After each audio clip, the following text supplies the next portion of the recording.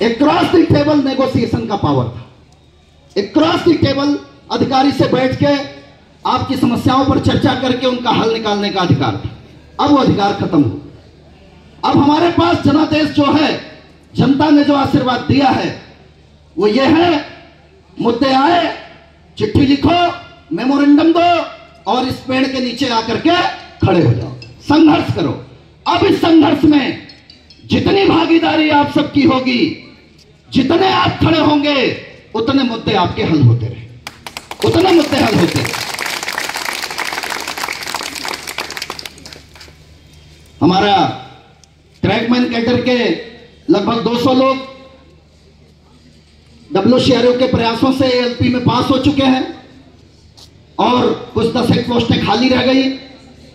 उनको भरने के लिए हमने लेटर लिखा, जैसे संज्ञान में आया मामला। और अब ये जो पास हुए कैंडिडेट हैं, इनको ट्रेनिंग में भिजवाने का मुद्दा है।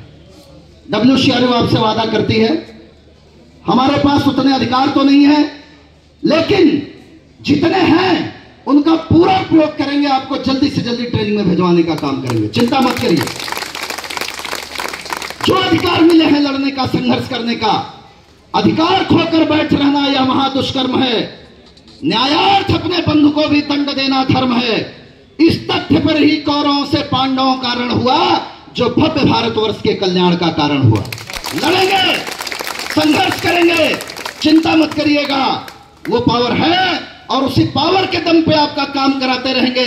और जो हमारी भूलें हुई हैं, मैं मंडल की ओर से, मंडल नेतृत्व होने के नाते मैं ये कहना चाहता हूं कि हमारे जनादेश में जो कमी रह गई, जो जनता का दिल नहीं जीत पाए, रेल कर्मचारी का विश्वास नहीं जीत पाए, वो हमारी सबसे बड़ी भूल। युवा साथियों के बीच में हमारी पकड़ थोड़ी कमजोर है और उन्हें यह बताया गया, यह दर्शाया गया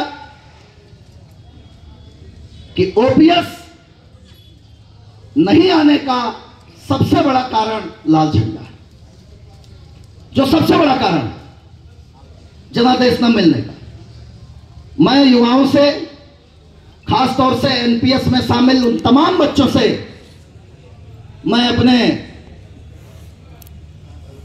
भरे मन से, पूरी सहानुभूति के साथ, पूरे सम्मान के साथ उनसे क्षमा चाहता हूं। और चूंकि जनता का मत है, जनता का मानना है, एनपीएस में आने वाले साथियों का मानना है कि लाल झंडे को यह लड़ाई नहीं छोड़नी चाहिए, इसलिए आज इस पीपल के बट वृक्ष के नीचे ये शपथ लेते हैं कि ये लाल झंडा, ये जबलपुर मंडल ओपीएस की लड़ाई को नए सिरे से शुरू करने का काम करेगा। आप चिंता मत करिए। आपने हमें हमारी गलती का एहसास कराया है, तो हम भी उससे सबक लेते हुए ये मानकर चल रहे हैं कि एनपीएस के खिलाफ लड़ाई का आगाज, लड़ाई की शुरुआत 2008 में इसी जबलपुर मंडल ने शुरू किया था। कामरेड शिव गोपाल मिश्रा जी भी इस बात को स्वीकार करते हैं।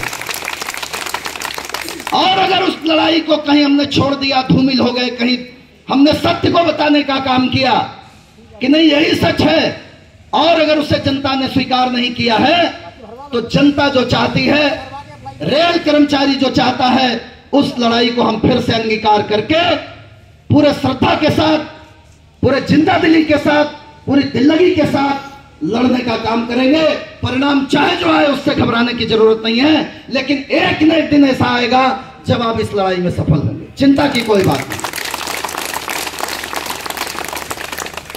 ईसा मसीह को जब सूली पर लटकाया जा रहा था, आने वाला है 25 दिसंबर उनका जन्मदिन, तब उन्होंने कहा था कि हे ईश्वर, आप इन लोगों को माफ कर देना, क्योंकि ये नहीं जानते हैं कि ये क्या कर रहे हैं, क्योंकि ये नहीं जानते हैं कि ये क्या कर रहे हैं।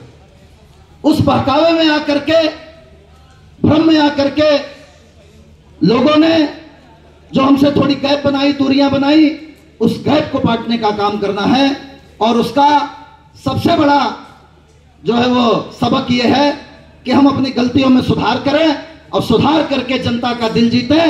और आगे आने वाले समय में जब भी रण का आगाज होगा तो जनता का आशीर्वाद लेने के लिए मैदान में उतरे, तब तक हमें लड़ते रहना पड़ेगा, संघर्ष करते रहना पड़ेगा। चिंता की कोई बात नहीं साथियों। इसी के साथ एक बात और कहूंगा, कुछ तकलीफें आएंगी, निश्चित रूप से आएंगी, क्योंकि अक्रॉस द टेबल बातचीत बंद है, पीएनएम बंद है, पेमेंट सेल बंद है, तो निश्चित रूप से समस्याएं बढ़ेंगी, तकलीफें बढ़ेंगी, कुछ लोगों को टारगेट भी किया जाएगा। इससे घबराने की जरूरत नहीं, चिंता मत कीजिए। मैं ये जानता हूं यूनियन सीलिंग लिमिट में भले पीछे रह गई हो, उस एक लाइन को हम भले पूरा न कर पाए हो, लेकिन मेरी समझ में जब मैं रेल में पैदा हुआ तो यूनियन का अर्थ यह है कि जहां 50 लोग खड़े हो जाएं वही यूनियन है, वही यूनियन है। अगर आप 50 लोग खड़े हो जाएंगे तो कोई भी हो, कितना भी तानाशाह हो, बात करेगा, और बात करेगा तो हल निकालने का मादा WCRU की लीडरशिप में है और वो आपको उसका लाभ मिलने का काम है।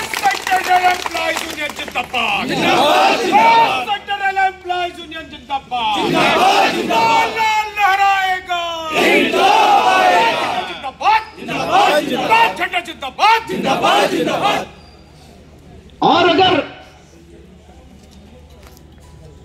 तकलीफें आए तो उसे झेल जाना,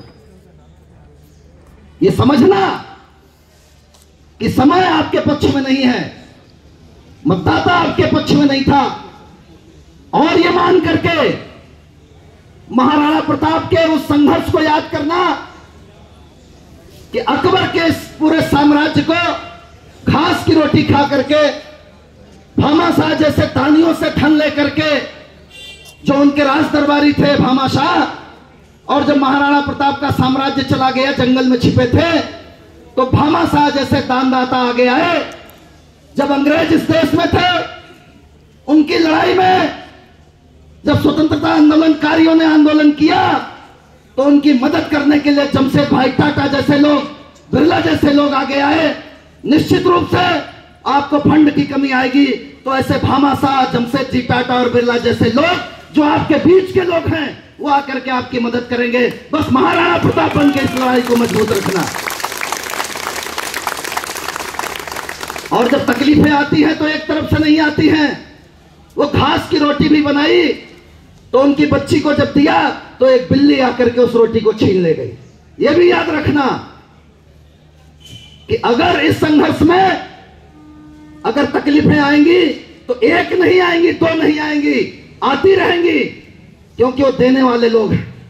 बहुत सारे लोग ऐसे हैं सिस्टम में, कई अधिकारी जो समझदार हैं, ईमानदार हैं, पारदर्शी हैं, वो ये कहते हैं कि इस सिस्टम की अच्छाई के लिए लाल झंडे को होना चाहिए, सिस्टम चलाने के लिए लाल झंडा होना चाहिए था, रेल हित और कर्मचारी हित दोनों के लिए होना चाहिए था। लेकिन कुछ बड़े प्रसन्न भी हैं कि जो ये अड़ंगेबाजी करते थे, अड़ जाते थे, लड़ जाते थे, खड़े हो जाते थे, भिड़ जाते थे, अब कम से कम ये बाधाएं नहीं रहेंगी। अब हम अपनी मनमानी और अपना वो सब करने का काम करेंगे। हर तरह के लोग हैं। मैं धन्यवाद देता हूं परम सम्माननीय श्रद्धेय सीनियर डीपीओ साहब को कि उन्होंने पूरी पारदर्शिता के साथ निष्पक्ष रह के अपनी टीम के साथ इस चुनाव को संपन्न कराया। किसी का कोई फेवर नहीं लिया, किसी के पक्ष में नहीं गए, और उन्होंने अपनी पूरी टीम लगा करके दिन रात ये चुनाव संपन्न कराया। ये बहुत बड़ी बात है। डीपीओ साहब को, उनकी पूरी टीम को, पूरे कार्मिक विभाग के लोगों को जो इस चुनाव में लगे रहे और उन्होंने पूरी निष्पक्षता के साथ इस चुनाव को संपन्न कराने का काम किया। धन्यवाद देता हूं प्रशासन में बैठे उन लोगों को जिन्होंने फोन करके हमारे साथ सहानुभूति जताने का काम किया और ये कहा कि कोई बात नहीं, आप चिंता मत करिए, लोगों के काम वैसे ही होते रहेंगे क्योंकि हम लोग बैठे हैं। ये बहुत बड़ी बात है, ये बहुत बड़ी बात है। और धन्यवाद देता हूं उन 4791 वोटर्स का जिन्होंने हमें आज इस पेड़ के नीचे खड़े होने की ताकत प्रदान की है। और उन तमाम साथियों से अपील करता हूं कि जिन्हें आज दिक्कत है, पछतावा है, तकलीफें पैदा हो रही हैं, समस्याएं नई हो रही हैं, वो तमाम लोग अब अपने मन में ये ठान लें कि आने वाले समय में जब भी चुनावी रण का आगाज होगा तो वो सत्य को पहचानेंगे, न्याय को पहचानेंगे और उसके साथ अपना अभिमत और अपना मत देने का काम करेंगे। इसी आशा और विश्वास के साथ मैं आज की द्वार सभा में आए हुए तमाम साथियों का हार्दिक साधुवाद देता हूं, शुक्रिया अदा करता हूं, धन्यवाद देता हूं और अपनी वाणी को यहीं विराम देता हूं। जय हिंद, जय भारत, भारत माता की जय।